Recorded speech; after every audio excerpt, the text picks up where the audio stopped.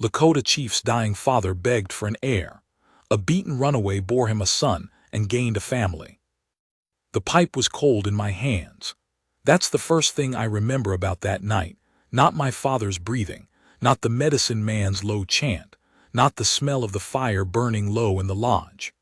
The pipe, cold, and the bowl packed but unlit, because my father had stopped smoking 3 moons before, and I kept the pipe because I didn't know what else to do with my hands when I sat beside him. He called me Lakota.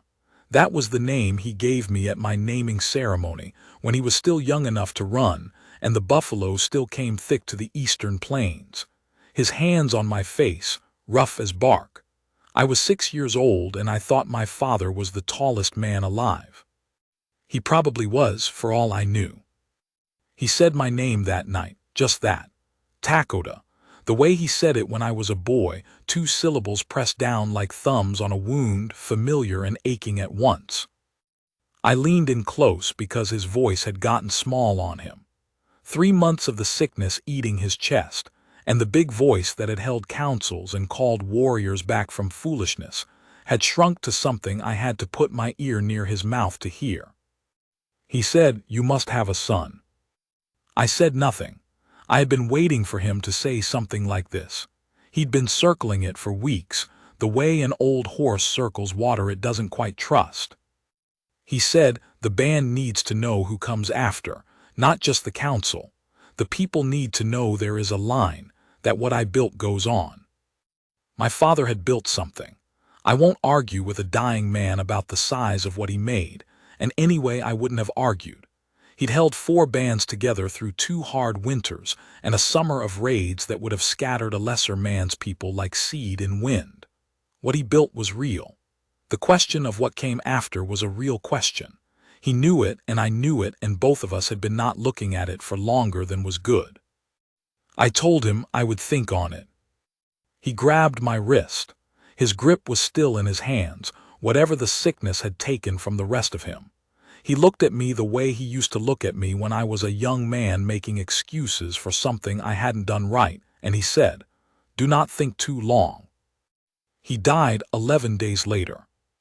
Just before first light, with his wives beside him and me at the foot of the bed, still holding that unlit pipe.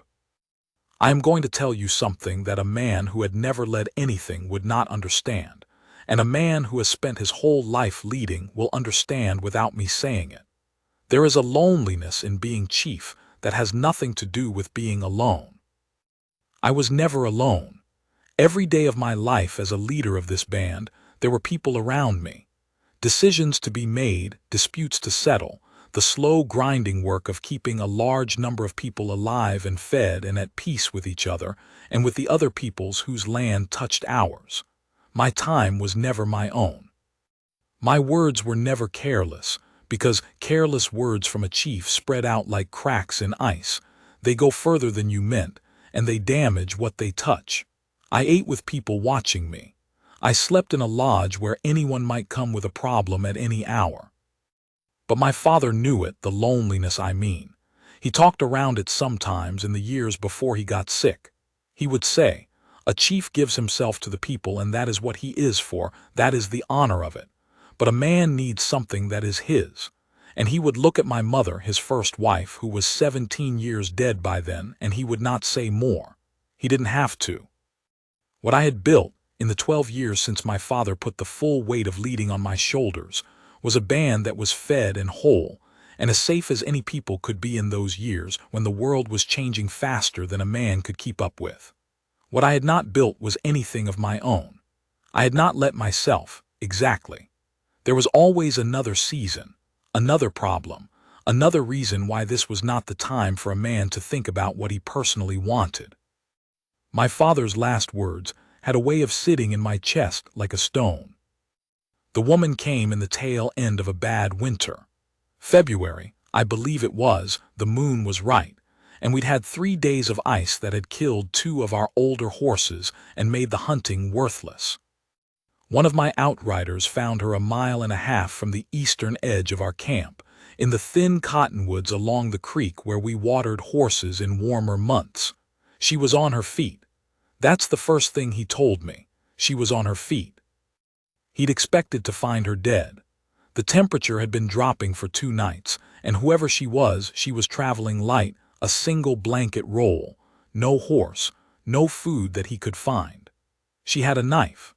She had the clothes on her back, and she had the sense to have gotten herself to the trees, which gave some shelter from the wind, and to have known enough not to try to walk farther than she could safely walk.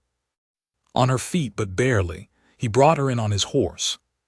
I saw her first when they brought her to the lodge next to mine, which was being used for storage then. Took me a moment to take in what I was seeing, because what she looked like and what she was doing were not matching up. Her face was bruised, not from the cold, from a fist, and more than once. There were old yellowed marks below the new purple ones, which tells you something about how her recent life had gone. She was half frozen, shaking so bad the blanket we put around her jumped with it. Her boots were on the wrong feet. I don't know if she'd put them on that way or if they'd gotten switched somewhere, but wrong feet, which meant she'd been moving fast at some point and not thinking about her feet. She looked at me, and her eyes were clear. That's what I keep coming back to when I tell this. Everything else about her was broken down and used up, but her eyes were clear and dark, and she looked at me straight. No asking, no pleading, she just looked. I told the women to warm her and feed her and let her sleep. My outrider asked me what we were to do with her after that. I said I would decide later. Her name was Ada. She told me that on the second day when she'd warmed up enough to talk. She said it flat and plain, Ada, not a question, not waiting for my reaction, just the word. I asked her where she'd come from. She looked at the fire for a long time before she answered. She said, east of here. I said I knew that. I asked her what was east of here that she'd been running from. She said a man. I said husband. She said close enough. Then she said, is that a problem for you? Her voice was steady. The bruises on her face were still dark purple and going yellow at the edges, and she was asking me a direct question and waiting to see what I'd do with the answer. I told her it was not a problem for me. I told her she was safe in my camp as long as she conducted herself with respect toward my people. She said, I can do that. She was white. I want to say that plainly, because it matters to this story in a way I can't untangle. My people had been dealing with white people for long enough that there was nothing simple about it, nothing that could be said in one direction. There were white men I'd traded with for 20 years and trusted as much as I trusted any man. There were white men who had cost us land and lives. There was a whole world of complicated and old and raw sitting between my people and her people, and Ada came right into the middle of it and didn't apologize for existing, which was the right move. If she'd come in flinching and sorry, that would have been worse. She was maybe 30, 32. She'd been pretty once, you could still see the architecture of it under the damage. Her hands were working hands calloused across the palm, short nails, strong fingers. She was not a woman who'd been soft-kept. She stayed. That's how it went. We never had a big conversation about it. Winter stretched on, the kind of winter where you can't afford to send someone back into it, and by the time the thaw came it would have been strange to tell her to go. She'd found her way into being useful. She helped with the children, helped with the horses. Turned out she was good with horses, better than some of my younger men, which they didn't much like admitting.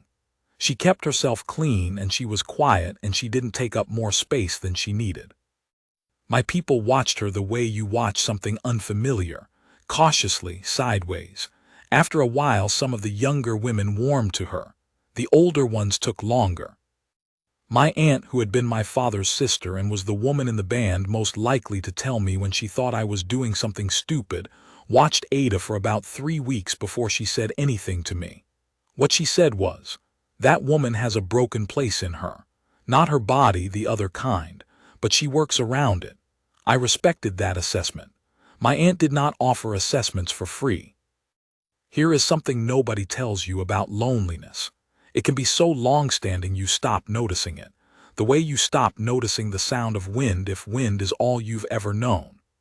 I had gone 12 years being the chief, being my father's son, being the man who kept this band whole, and somewhere along the way I'd put down the part of me that was just a man who wanted simple things. I'd set it down and walked away from it and told myself it wasn't something I needed. Ada had a way of making that lie uncomfortable. She didn't do anything about it. I want to be clear. She was not trying to draw me toward her. If anything, she was doing the opposite, keeping a careful, respectful distance, not presuming anything about what her place here was or what it might become. But she was there, and she was alive in a particular way, and she had those clear, dark eyes that looked at a man straight. I rode out to the eastern ridge one evening in April. The snow had finally broken for good, and the light was long and the grass was starting to come in, pale green pushing through the brown. Good light, good air. I was up there by myself, which I didn't get often.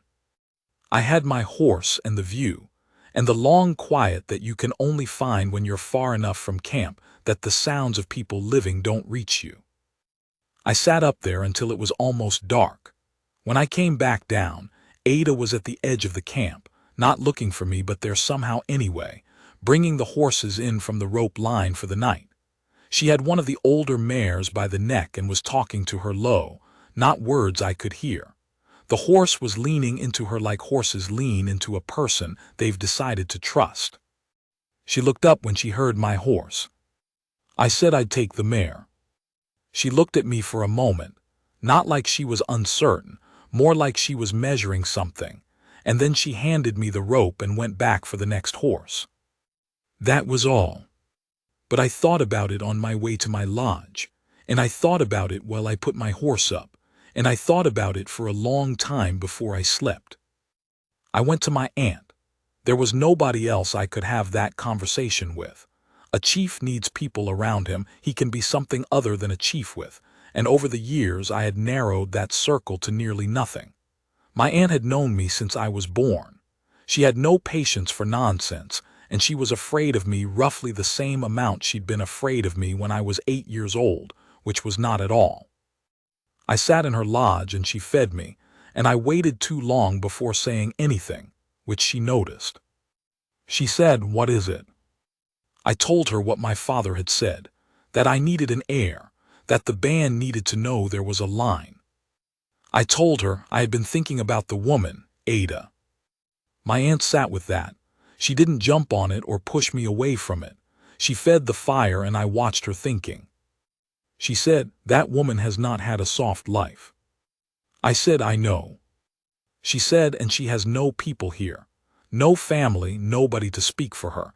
If it went wrong, she would have nothing." I said, "I know that too." My aunt looked at me. She said, "Are you asking me if it's right, or are you asking me if you should do it?" I said I supposed I was asking both. She said, "If you do this, you do it properly. You bring her in right. You don't take what you want and leave her nothing." I said I had no intention of that. She watched me a moment more and then she said, "She's a good woman. Whatever happened to her before she got here, she's a good woman. I see it. You see it too, I think, or you wouldn't be here asking me about her." I didn't answer that. I didn't need to. I talked to Ada the next morning early, before the camp had gotten busy. I asked her to walk with me, and we went out past the horse line to the edge of the meadow where the grass was long enough now to move in the wind. I told her that I needed to speak plainly with her, that I would say what I meant, and I hoped she would say what she meant back. She said, "All right." I told her my father had asked me for an heir. I told her I had not been able to stop thinking about it or about her.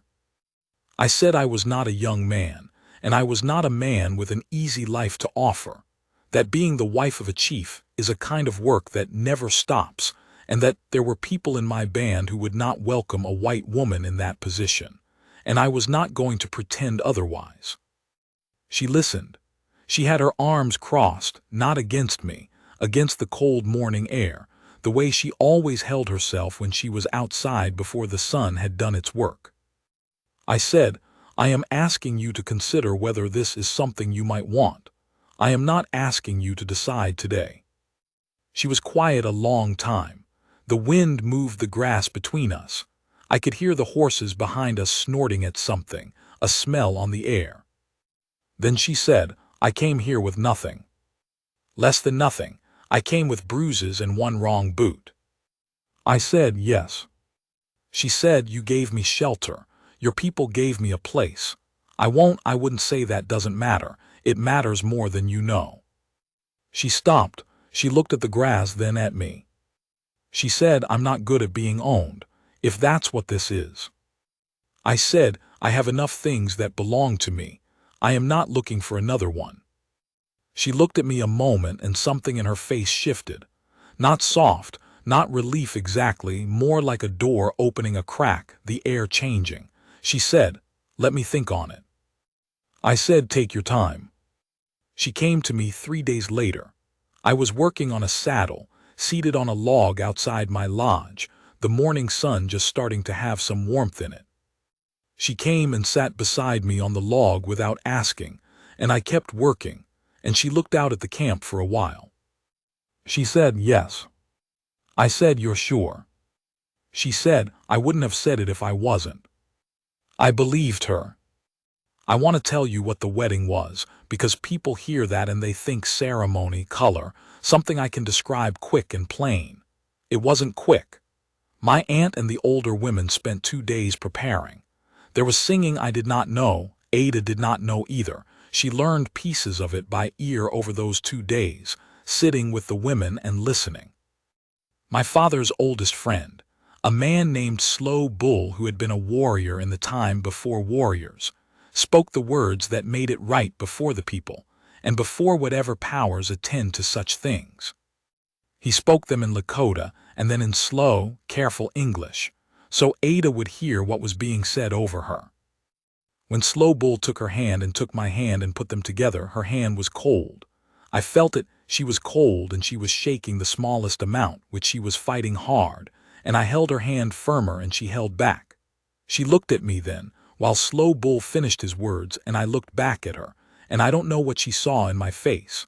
What I saw in hers was someone deciding to be brave, making the choice right there in front of me consciously on purpose, deciding that this was worth the bravery. I have had people ride beside me into danger. I have stood beside men who were afraid and fighting it. There is a particular kind of courage in that, the everyday kind that doesn't get a story told about it, and it is the kind I have more respect for than any other. I saw it in Ada's face right there in front of Slow Bull and my band in the sky, and I have never forgotten it. The summer was good. I don't know how else to say it. After a long time of seasons going by that were merely survived, that summer was good. I was still a chief, still the man the band needed me to be, still in the thick of every problem and decision and dispute. That did not change, and I had not expected it to.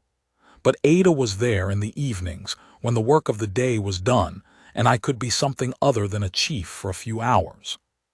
She was learning Lakota steadily, piece by piece, picking up words and phrases with the same careful, determined way she did everything. My aunt had started teaching her. That, more than anything else, told me how things were going. My aunt did not spend her time on people she hadn't decided to keep. We talked. That might sound like a small thing, but I had not had a person I could talk plainly to in many years. Not about the things that mattered, the decisions I made, the things that kept me up in the dark hours, the weight of what my father had put in my hands. I had no one to say any of that to before. She was not a woman who needed me to pretend I had no doubts. She had doubts of her own. We could sit in my lodge with the fire burning and talk plain, and that was more than I had had in a long time. She told me things about herself slowly over many nights, not all at once, not as a confession, more the way water works at stone, a little at a time. The man she'd left, the years before that which had not been much easier, a father who died when she was young, a mother who'd given up. She'd been working since she was 10 years old, and she'd been working ever since. And at some point, the work she'd been put to had gotten the wrong kind of wrong, and she'd walked away from it in February with what she could carry. She said it plain, with no drama in her voice. I could hear what it had cost her, and she was not asking me to grieve it with her, just telling me so I would know. I told her about my father, the pipe cold in my hands, his voice gone small, what he'd asked me for. She said he was right to ask it. I said yes. She said, do you think he would have what he have minded about me?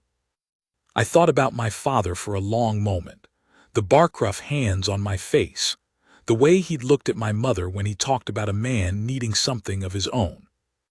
I said, he would have cared about whether you were a good woman. He would have watched you through one winter and decided. I don't think he would have watched you through one winter and been anything but satisfied. She didn't say anything for a while. Then she put her hand over mine, on the blanket between us. She had warm hands by then. In summer she ran warm. I turned my hand and held hers, and we sat there while the fire burned down.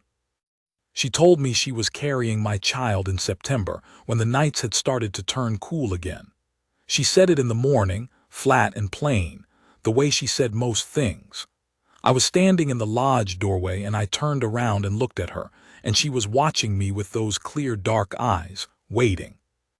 I went to her and put my hands on her face, and she let me, and we stood like that in the morning light coming through the door, and I don't have the words for what was in me right then. Something that had been locked tight for 12 years, something I had told myself was not necessary and had put down and walked away from. Standing there holding my wife's face with the knowledge of what was coming. She said, well. I said, well. She made a sound that might have been a laugh or might have been a breath or might have been both, and she leaned her forehead against my chest, and I put my arms around her and we stayed there. The winter was hard. I will tell you that plain. Ada was sick in the early months, the way some women are, and the weather turned mean in November and stayed that way through January. We lost 2 elders to the cold, which is always a particular grief, and there were 2 disputes within the band that needed careful handling and took time I would rather have spent elsewhere. Being a chief does not pause for a man's private life. It never has, and it never will. But she was there. When I came in cold and tired and hollowed out from a day of being the person everyone needed, she was there. She did not make demands on me when I had nothing left. She knew she could read a room and she could read a man, and she knew when I needed to sit quiet and eat and not talk, and she let me have that. And then later, when the quiet had done its work, she would talk to me and I would talk to her, and the hollow would fill back up a little. My aunt had said she had a broken place in her. That was true. There were nights when something would come up from her past and settle on her, and she would go somewhere inside herself that I could not follow. I learned not to push at those times. I learned to be near without crowding, to let her know I was there and then let her come back to me in her own time. She always came back. She never stayed gone. I think what my father had known that I had not let myself know was that a man doing the kind of work I did needed something to come back to. Not a soft place, not a place that asked nothing of him, a real place with a real person in it, someone who saw him whole and chose to stay. Not because they had to, because they decided to. Ada had survived things. What she came from and what she'd walked through on her way to my camp, she had not survived those things by accident. She was hard where she needed to be hard, and she chose every day to be here. That choosing was the thing. That was what it meant. He was born in March, after a labor that ran through a full day and into the night. I was not in the lodge. A man does not attend the birth. That is the women's time, but I was outside the whole of it, and I can tell you that the hours stretched like rope, and I have faced more dangerous things in my life without as much fear in me as I had those hours. My aunt came out near dawn. She was tired and her face told me nothing, which was the worst moment, and then she said, "It is a boy and they are both well." A boy. I went in and Ada was lying back with him on her chest, a boy wrapped in the blanket my father's first wife had made for the time I was born, the one I'd kept folded in my storage for 30 years. I don't know how my aunt found it. She would not have done it by accident. The baby was small and dark-haired, and his face was shut tight as a fist.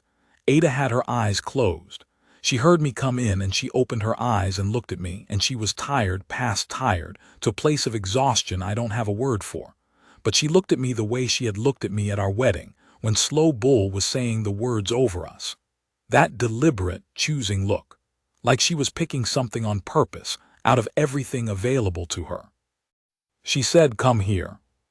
I sat beside her, and she moved the blanket back so I could see his face better. I put my finger against his fist, that tight little fist, and he grabbed it without opening his eyes. The grip of him, his fingers small as roots, stronger than they had any right to be. I looked at Ada. I said, "Thank you." She said, "Don't thank me yet. You haven't met him properly." And that was her. That was Ada, bone-tired and just finished with the hardest work a person can do. And still that dry, even voice that always made me feel like she was seeing exactly what was there, and not what she wished was there. I laughed. I had not laughed that way in years, real and sudden, not the public laugh a chief uses. She smiled at that, eyes closing again, the exhaustion taking over. I stayed beside her until she slept, and then I sat there in the early light with my son asleep on her chest, and the camp going quiet outside, and I held everything that was happening inside me, and said nothing and thought nothing, and just let it be real. I named him for my father. That was not a decision I had to think long about.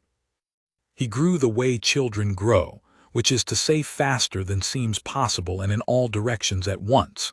He had Ada's eyes, that clear dark directness, looking at you and seeing what was there, in my father's hands. Wide palms, strong even as a small boy. By the time he was 2, he was already following me to the horses. The band took to him. It happened slowly, the way my aunt said it would. Some people needed to see him first, to see that he was real and whole and ours, before they could let themselves care about him. But by his second winter, he was being looked after by half the band, whether Ada or I asked for it or not, which is how you know a child has been accepted into a people. They stop asking permission and just claim him. Ada became something in those years that I don't have a word for exactly, in any language I speak. She became herself, I suppose. The broken place my aunt had seen in her, it didn't go away. Broken places don't go away. But she built around it the way you build around a crack in a wall, reinforcing the surrounding structure until the crack is just a thing that's there, not the thing that's failing. She learned Lakota until she could argue with my aunt in it, which delighted my aunt more than she would admit. She learned the things this land required of a person living on it, winter by winter, and she learned them without complaint. She was a good mother, a patient one, and firm when she needed to be firm, and she did not shelter him from hard things in the way that would have made him soft. She wanted him to grow up knowing what the world was. She came from enough hard things herself to know why that mattered. One evening when my son was 4, he was sleeping, and the camp was quiet and the fire was low and good, I told Ada something I had not said plainly to her. I am not a man who speaks his feelings quickly. It is not how I was raised, and it is not how I am made. But I had been thinking about my father that night, about what his last request had been, and what it had cost me to sit with it, and what it had led to, and I thought a man should say the thing plainly when he means it. I told her that before she came I had been losing something. I had not known it at the time. I thought I was merely being a chief, doing the work, which is what a chief does. But looking back from where I was sitting now, I could see that I had been losing the part of me that was just a man. Quietly and steadily, and without noticing. She listened without interrupting. She was good at listening. I said, "You gave that back to me. I don't know if you know that." She looked at me for a long time. The fire shifted and the light changed on her face. She was older than when she'd come to us in February with her bruises and her wrong boots, and the years on her were not soft years. But she was, I can only say it this way, she was more herself than she had been. Like the broken pieces had found out how to hold together, and the whole of her was more than the sum of it. She said, "You gave me a name. I don't mean the name I came with, I had that. I mean a name in the world, a place to be. I didn't have that before I came here. I'd never had that. I said, Ada. She said, yeah. I took her hand, the way she had taken mine that evening by the fire when I told her about my father. She held on. Outside the lodge my son was sleeping, and the camp was quiet and the fire made its small sounds, and I sat there with my wife's hand in mine, and the whole of what my father had asked me for, what I had carried like a stone and then like a gift, was here. Right here in this lodge in the warmth of it. My father had said, do not think too long. I had thought exactly long enough, no longer. The pipe was hanging on the lodge pole above my father's blanket, which I kept folded there. I had not lit it yet. A man lights his father's pipe when he has done the thing his father asked of him. I had been waiting until I was sure. I looked at Ada. She had her eyes closed now, leaning back, her hand still in mine. I reached up and took the pipe down. I lit it. The smoke rose in the still air of the lodge, straight up, and I sat there in the warmth and the quiet and held the thing my father had trusted me to hold. And for the first time in a long time, I felt like I had done it right,